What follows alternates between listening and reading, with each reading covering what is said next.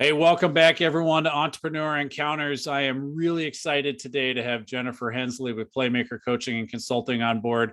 She's running an amazing business to support referral-based entrepreneurs.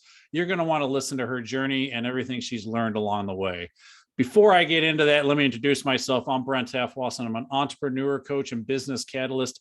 My goal is to help you as the business owner and entrepreneur unleash your business and be able to find the money, means, and mindset to make it. Entrepreneur Encounters is an interview format where we find in-process entrepreneurs very much like you, and we want to follow their journey, find some of the things that they learned, and understand some of the truths that really help us all be able to come along. Entrepreneurship is not a solo journey. That's why I want you to be part of Entrepreneur Encounters.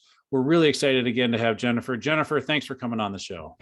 Thanks for having me. I'm super excited to be here with you. And I love, Brent, what you're doing. You've definitely been a big part of my journey in this short time, and excited to always get back to other entrepreneurs that are getting started and help in any way I can as well.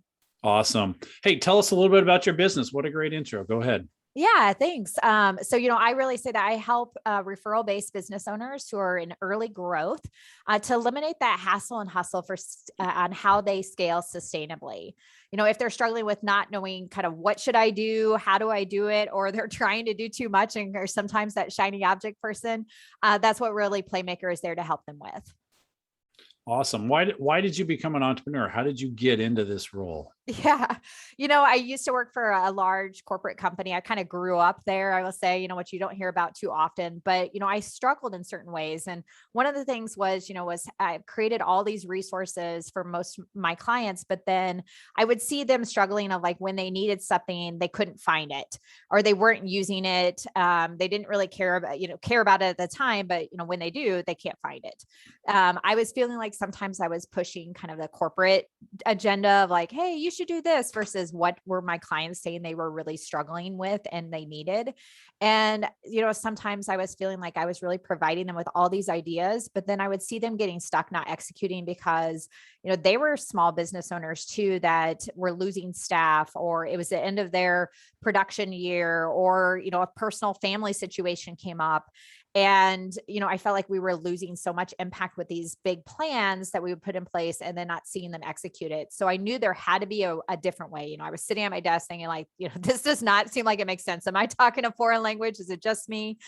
So I knew there had to be a way to really right size their marketing for small business owners to drive more results for them and really give them the best of the best at a time that it made sense for them, and a systematic way to be consistent with their efforts so that referrals and phone calls, isn't the only way for them to generate business. It's not the only answer of how they can navigate and grow, but it fits in all together with their plans for growth in their business. So that's why I created the Playmaker winning system, and now I feel like I'm just less frustrated. And I think they are too, that they have somebody working with them when they need it to get them the tools that they need at the right time. They have that playbook for success that we continue every 90 days to work with them on. What do you really need and how do we build it over time in a way that makes sense for you? And instead of having a good solution or just something else that they heard somebody else talk about, we make sure it's really the right solution for what their goals are. And they have somebody to help them get it over the finish line so they don't feel like they have to do it all on their own. Wow, that's really comprehensive. One of the pieces I want to highlight that I picked up on that I really, really liked that you said was execution.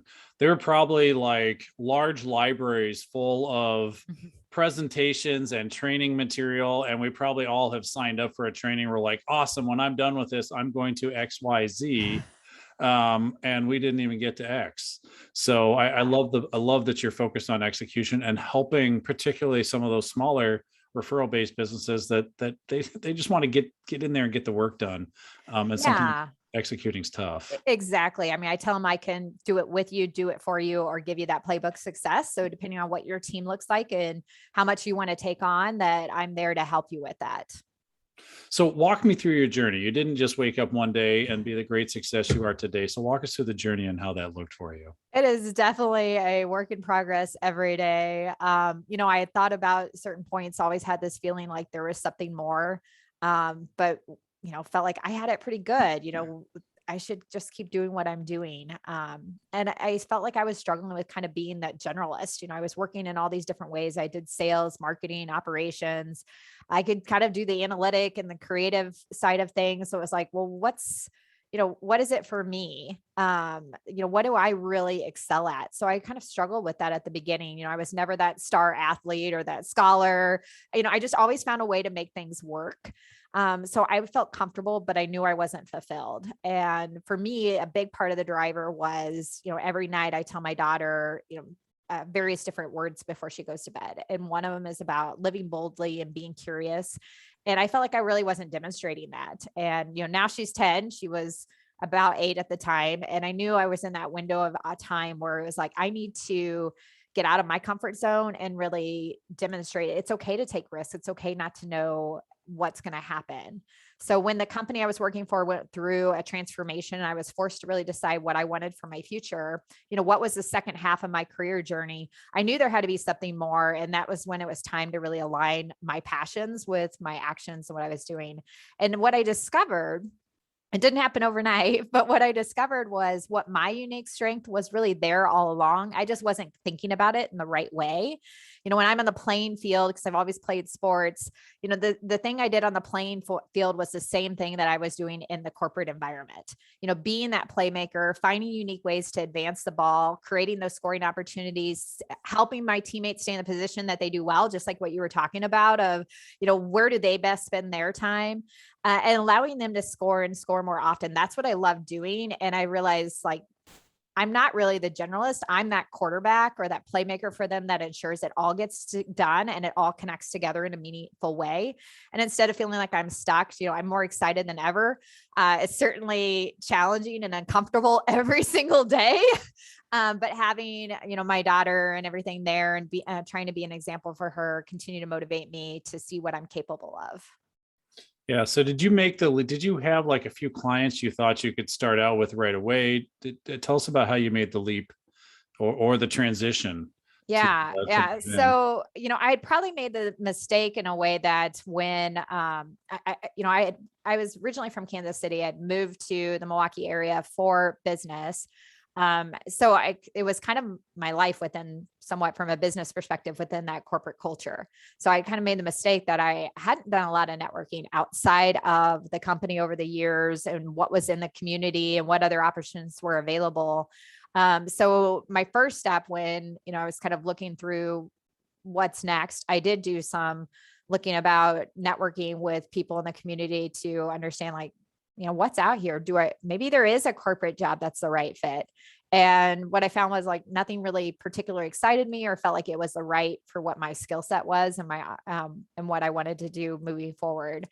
As far as clients, so I was trying to figure out, which direction do I go with this? Do I start with something on my own or do I work with other people? And I was really interested in partnering with other people and thought, especially at the beginning, like, oh, then they can do the prospecting. I don't have to ask, they can bring me business. I can just do the work. But what I found working with a coach too, was, you just need to get started and worry about some of those pieces later. That certainly could be an opportunity, but it might take so much time trying to navigate that with where is somebody else at in their journey, that you just have to get started with it. So I didn't have any clients that I had or potential clients where I had a list of like, hey, here's who I could work with. But what I did have was I knew that I had some credibility from my previous work experience, that I think did a really good job. I knew I could go back to people from that field that I knew to give me advice and give me insights on, okay, how do I get started? I know this was helpful to you at the time. Who do you think maybe I should be talking to? What might be a good opportunity to get things, going? And, really, as soon as you just get like that first client, it kind of started to, build some momentum over time from there. Well, that's great. I like some of the pieces you highlighted when you were talking about just get started. I think if there's one grand piece of advice is that it'll never be perfect. We'll never get it all figured out. But just get started, keep making forward progress. I think it's one of the things that separates entrepreneurs from other individuals. That's a big risk to take, that I don't have it figured out and I'm going to go ahead and start. But you you just move forward. So I Yeah. appreciate you sharing that, because I think that's really important. Yeah. How did you identify the problem? I know you mentioned a little bit that you had some experience when you were working with another firm, but how did you like really get down into your niche and how you wanted to serve customers? Yeah. So, I did some definitely networking with other people to get a better idea of how were they serving people, what was working, what space were they in, to try to understand more where there were gaps, based off of, what I thought the gaps were versus then actually having the conversation with people that could be potential clients to understand from their perspective, where were they struggling. And one example is like early on, I actually thought I wasn't going to do the execution. I was going to stay on the coaching side of it and be like, okay, here's the ideas. Now you run and implement it. And to your point, just found more and more people are like, but I need somebody to help me get this done. Especially so many of the clients I work with. I mean, they're just really busy. They don't have much time, and often they're not the greatest at executing these types of activities that they kept asking me, say, hey, can you execute for me? So that pulled me into that space initially. I was like, oh, I'll test this out. So being comfortable, like you said, of I don't know where this is going to go. And one of the things my coach told me early on too is what you think your business is going to look like at the end of the first year is probably going to look very different than what you think at that time. So I kept trying to remind myself of that, of like, just go with it and let's see, and let's keep building it as I go and learning. And if I can deliver high value to my clients, hopefully it will work out from there. So I really just tried to show up and add value and learn as I go. And that was one of the biggest things. Yeah, was starting to do the execution. And that has become more and more an important part of what I do for my clients, is just taking it off their plate. Yeah. And once again, be ready to pivot, be ready to change. Great advice too. Whatever you envision in your first year. I recently wrote an article where I said, look, I actually think 1 year plans sometimes can be deadly or dangerous, because we feel like, but this was my target and I have to, well, hey, look, life just happened. 3 months in, life happened. So Yeah. be unafraid to have to change, to have to pivot. That's another important part of the life of the entrepreneur. So Yeah. That's um, why I do everything in 90-day increments too, because it was the same way for my clients. I mean, they're trying to figure things out. When we were creating 1 year plans, we'd spend, 3 or 4 months coming up with a plan.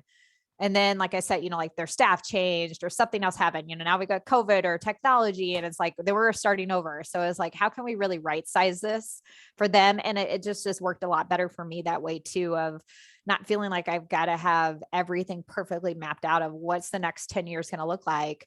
But how do I just keep showing up and doing it and trusting that, if I do what I think I need to do, that it will keep growing. yeah, I think that makes sense. So speaking of pivots and changes, how have you had to adapt and change your journey along the way? Yeah. So, like I said, one of the biggest pieces was thinking, oh, I'll just coach and, and I have to execute. So that was really a big shift for me. Another piece was, it's just me, but I do have different partners that I'll bring in on occasions, or virtual assistants that I work with that help support my business. But initially, I thought I could just go to more of like an agency and have them support me. And like, oh, it'd be great just to have one place I need to go and they can do it. And that'll be fantastic. And what I found was, though, I couldn't really get the level of expertise I needed that way.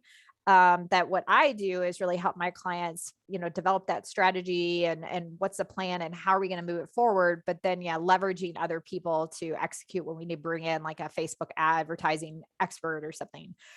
So that was definitely something that I realized, instead of having one person, I've got to develop all these other relationships and trying to find how many people do I need and in what spaces. And that's still something I'm working on, like on a regular basis, of trying to figure out, okay, who else do I need? Where do they fit in terms of what I'm offering for my clients? But it has been nice with a few people, at least at this point too, where I can really package some of their offering in my services and deliver that to my clients. So it's just all wrapped together and they get really a start to end solution for them.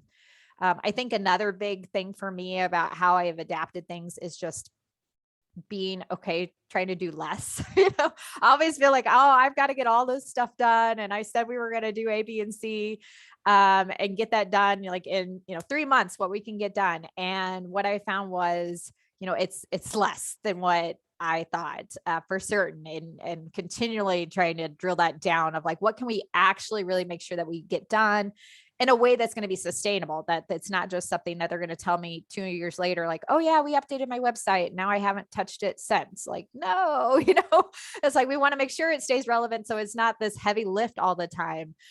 So that really meant shifting things into like 2 or 3 things every 90 days. And that's all that we really do so that we can get it across the finish line. Any more than that, even if I'm doing it for them, like there's still a certain amount of involvement that they have to have. And it doesn't happen in my experience whenever we try to do more than that. I really appreciate you saying that, because I've developed in coaching, I just want to get to 3. And you're right. If you get to 5 or 10, because you can usually see, boy, the list of things we can support are myriad. But you're right. If it's a huge list, it seems like nothing gets done. But if you do like 2 or 3, there's a better likelihood, it's not guaranteed, but there's a better likelihood that some progress can be made and that it'll make a difference. And that's ultimately, I think, what we're always trying to get to is, I want to advance the ball down the field, to use analogy in your realm. So yeah. Was anything holding you back? Like what were some obstacles that were going to make it difficult for you to really be able to launch into this and make it a successful business? Yeah. I think that, the biggest thing was probably fear. I was comfortable. I was the breadwinner. We were in Milwaukee because we relocated from my job, so it's like, if I'm not doing that, what am I doing? Why are we here? I felt like I had this expectation of myself, like to do the safe thing, the responsible thing. So that was probably the biggest thing, of trying to trust myself and not know, what's going to happen. And, I think I had a lot of support to help me through that, but it was still a lot of internal work that I had to work on too, of trying to move through that, of knowing that it's still going to be hard, but just like we talked about, taking that action. I not from the area originally. So like I talked about, of not really networking outside of the company initially, that was very different for me. I had to get out of my comfort zone. I'm an introvert. So I do like to be social, but it's also uncomfortable for me sometimes to get out and go to networking events and have to talk about myself and be around a lot of people I don't know. So that was different, of really starting to try to form new relationships with people I didn't have any previous background with. But I found there was actually a ton of resources in the Milwaukee area that I had no idea existed, that are there to help you get started, and people that wanted to help me. If you just reach out and ask for that they wanted to give back and share their experiences as well. And one of the other big things I think was, I felt like initially reaching out to some of my kind of warm market of people that I had worked with in some way in the past, I felt like nobody was going to remember me. I was like, they won't remember me. That's been like 5 years ago, or, it's like, we had a conversation, but why would they remember me? And getting that out of my head of like, no, I added value, and people do know who I am. And it's just, I had to kind of think about it differently and not let that stop me, that nobody's going to have any idea who I am. And, like I said, too, I just didn't really want to feel like I had a prospect. I always worked with like financial advisors as one of my key clients. And, I was always like, oh, I can't do this. I'm not the one to be asking for introductions and stuff. That's not me. And now I realize, like, I pretty much do a lot of the same things that they do, and the same challenges that they have, I have to deal with those too. And I actually discovered that I really like that part of it, the business development piece of it. So that was kind of surprising to me once I started to do it, that I found that actually wasn't, it's just more of my mindset going into it, of like, oh, I can't do that. And once I started to do it, and, it just got a little bit easier to realize I like that part. Now I'm like, okay, how can I get rid of more and more of the execution piece of who can help me with that part, so that I can stay focused and on just, how do I build more relationships, and how do I spend more time thinking strategically and creatively for my clients to bring them new innovative ideas of what should we be doing next, and then having the team behind me to help us keep moving it all forward. Wow. So you mentioned as an introvert, and you're going out and making a ton of connections. So let's talk a little bit about what your support network is like, because if that's draining out of you, Not that it's not fun to be able to interact with those people, but I could definitely relate that you're sort of like, wow, it's sort of uncomfortable. There's that fear, there's that risk. What's your support community look like, and how do you continue to build back into yourself so that you can come at this day by day? Yeah. Yeah. So, I mean, one of the things definitely too, though, is I look at my schedule and say, I can't go all day long with meetings with clients. Even if I love those discussions, I know I've got to have time to recharge and time just for myself. So I do try to build that into my calendar of like, when am I going to have client meetings and when do I have time just to work or to think and stuff as part of that. And then certainly my family have been huge supporters of me. They've given me plenty of room of like, hey, if this is what you want to do, we're 100% behind you. We believe in you. We know you're going to figure it out. They've never had a doubt, which has been fantastic to have that kind of support. Having the coaches, I got a coach really early on to really help me with a lot of my language and mindset pieces. And that was really helpful to when you're having a really bad day, or you're just like, how do I have this conversation with this person? How do I talk to them about what they're responsible for versus what I'm responsible for, or what what they're really getting for the money that I'm charging them and stuff. It was really great to have somebody I could talk to. Now I've been involved with some communities, like your entrepreneur encounters has been really great. The Idea Collective of being surrounded with other business owners that I can go to and say, I just need like somebody to bounce ideas off of, or feel like, when you get out of your own head sometimes. So that's been really helpful. I try to be selective because there's so many things that are out there that you can get involved with. I know you can't be everywhere. Otherwise I would never get any work done, just going to networking meetings.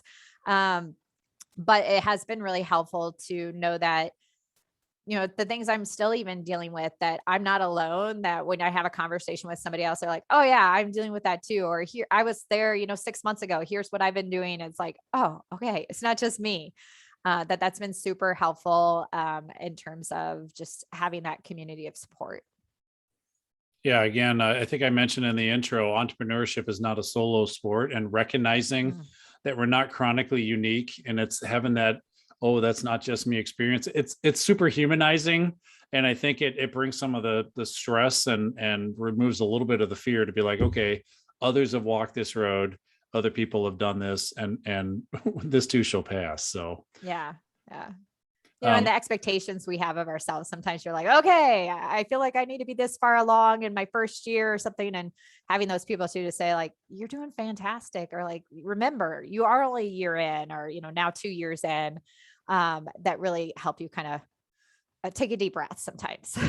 Yeah. Well, you even mentioned it for your clients, right? Like there are great expectations and we could tackle all these things, or let's just remember it's incremental progress. We're going to tackle a few. It's a 90-day goal. And in 90 days, we're going to be a little bit better than we were before. And it's progress, not perfection. So I think that's, if we can cling that mindset, and I love that you mentioned mindset, as I do a lot in entrepreneurial mindset. If we can cling to that mindset of progress, not perfection, and just continue moving forward no matter what, I feel like it's that perseverance is probably the attribute that you cannot be an entrepreneur if you don't have perseverance, because it's just not going to work out for you. Yeah. What means and resources did you need in order to be able to get started? I know you mentioned a little bit about building connections, which is an essential resource. What else did you need to be able to get going? Yeah. I also talked a little bit about, hiring a coach, and that doing that pretty early on. I think that was really instrumental for me at the beginning. And I talked, in terms of other, outside of just like people, some of the resources I had, that did help me, that I feel very fortunate about, is my husband had health insurance. He is part of a union. So we already had that. So that was a huge relief, that, because I know it can make a big difference when you're looking at the financial picture of if you have to go out and get that. And I also was very fortunate that I did have a severance for a period of time. So I, started paying myself, not the same salary I was making before, but I started to, what am I going to pay myself, and learn very quickly too about profit first, and how to start to set up my financials to make sure that I could pay taxes and just, all the other pieces that come with all of a sudden running a business that I never had to deal with before. So that was really helpful. I think the other things, we talked a little bit about entrepreneur encounters. Score, that Wibbic, some other great resources in the area that I had never heard of really before, but had free presentations and training that were out there that were really helpful to me initially to get a better sense of how I could bring in other people, or just what my skill set was, and what are other people doing that are in the same space that I'm in, and learn from them too, where we have some ways that we have some synergy together. And I think the biggest thing when it's to talk about like resources and stuff to get started was really just picking up the phone, doing the activity. Even when we were talking about, even when it wasn't perfect or it was very uncomfortable, it was the one thing that I really had control over. And even now, I still make it a point every week. It's like, okay, I need to do my 5. I got to do my 5 reach outs. And most of the time I'm pretty good with that. I'm not as good about saying like, here's my half hour that I'm always going to do this every week. I found that like, that doesn't really work for me the best, but knowing that I have that goal of like getting 5, I always make sure that happens. And one thing that I used with my clients that was helpful with me too was I learned about Gretchen Rubin. I don't know if you know about her, like 4 tendencies, a framework of how do you handle internal expectations and how do you manage external expectations. So for me, I'm a questioner. So I do really good with my own expectations of myself, but sometimes I struggle with other people's expectations of me unless it makes sense to me. So that was one thing I realized too, going back to kind of my corporate days, was if there were things going on that didn't make sense to me, that I just felt like, why are we doing this? We're just doing this kind of to do this, or, it doesn't seem, I had a really, really hard time being like, okay, let's go do this, getting on board with that, because it just did not make sense for me. So that works well as an entrepreneur now that I know that, it is my expectations I have myself to make this work, to see what I'm capable of, that drive me and help push me forward. But I do have to be careful about the one thing as a questioner is I can go in that analysis paralysis, and, just when I get down a rabbit hole, I go down the rabbit hole. So I have to be very cautious. And that's where I'm trying to build that team around me too, of where do I need to go versus how can I leverage other people so that I spend my time in the right spaces. Yeah, that's I love that you are willing to, like, some things you just have to set a goal and do it. You're not going to get fired up to do every part of your job. And in this case, you were talking about making your 5. I can relate to that when you're like, look, at the end of the day, if I'm not contacting people and making some version of a sales call, it's not all referral based. You have to make some of those connections. Everyone's got some part of their business they don't want to do. Maybe it's bookkeeping. Maybe it's cleaning up the inventory and getting it to look nice. I don't know what it is for you, listener, but I want you to know that's normal. And sometimes you're just going to have to schedule it and just going to have to figure out how to push through it and get it done. So, Jennifer, tell us about your brand. What's uniquely you, and how you want your customers perceive you. This is a time for your commercial. Tell us all about it. So as I said at the beginning, really what I love doing is helping those referral-based business owners that are kind of in that early growth, maybe 2 to 10 years in their business, and are trying to scale, and helping to eliminate that, the hassle and the hustle and everything that goes with it. And I tell them so often, a lot of people that I work with can relate to, they know the law of compounding of, if you start investing or you get into something early on and you're consistent, how exponential that growth is long-term. And that's what I say my goal is for them with their marketing efforts, is to say, we're going to start and we're going to build that foundation. But if we can be consistent with it, we can keep building it and we can keep learning and getting better, all of a sudden you're going to be like, wow, now I see the impact, but you have to stick with it. And that's what I love, helping them work through that journey together for their business. Wow, that's great. Thanks for your time today. I think we've learned a lot. I'm looking forward to hearing some of the feedback people have, but it's been a pleasure working with you. And I just want to say I've had the opportunity to do a little bit of coaching with Jennifer. And as she mentioned, she's been on our Entrepreneur Encounter show I'll talk about in a little bit, but it's been a path.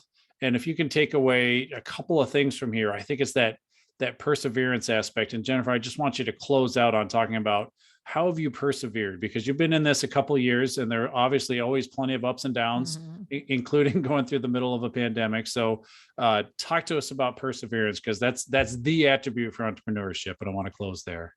Yeah, I think, whether you're in a service-based business or not, you find what can you control and trying to be consistent with that. So I talked about activity, and I remember even just recently, a couple of weeks ago, one new client that I have reached out to me and said, hey, I remember our conversation that we had about a year ago, and I've been seeing you online, and I knew you were the right fit and it was the right time to move forward. So that was just confirmation to me that, like, yeah, it works. If you're consistent and you show up and everything, it will work. So you just have to do that. And as somebody who loves words of affirmation and testimonials, I mean, there's so many times when I'm like, yeah, I want to just say, like, forget this. I don't know what I'm doing, having that whole imposter syndrome.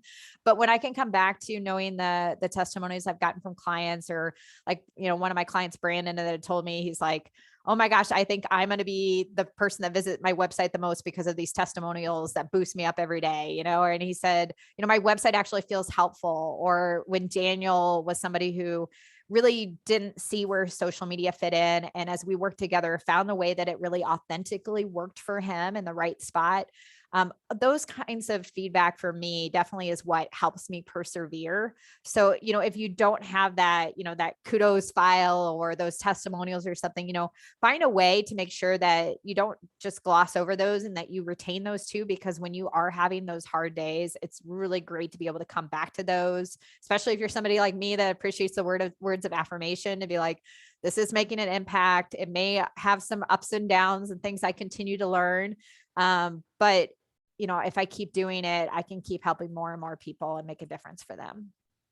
Oh, wow. I mean, that's great. I think if there's a piece of one takeaway I can get to people there is find the piece, remember the passion, remember why you're doing the business, and find that thing to give you some of that internal energy as you're going through the slog. As my grandmother said, remember when you're up to your butt in alligators, just remember your goal was to drain the swamp. So find those pieces that keep you fired up. So again, Jennifer, thank you very much. This has been Jennifer Hensley, Playmaker Coaching and Consulting.